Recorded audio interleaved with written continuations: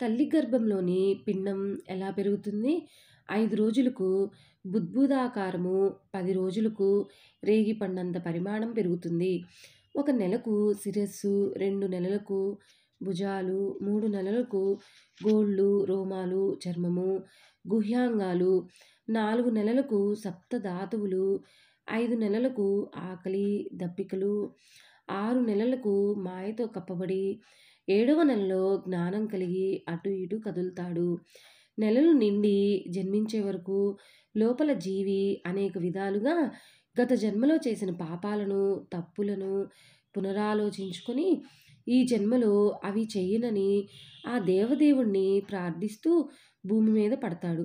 అయితే పడగానే మాయ కమ్మేస్తుంది. అంతా మరిచిపోతాడు. మళ్ళీ మామూలు పోరాటమే. ధన పోరాటము, స్త్రీ పోరాటము, కుటుంబ పోరాటము, కీర్తి పోరాటము, వ్యసన పోరాటము, ఆకలి పోరాటము, జూద పోరాటము, ఐహికమైన సుఖాలకి పోరాటము.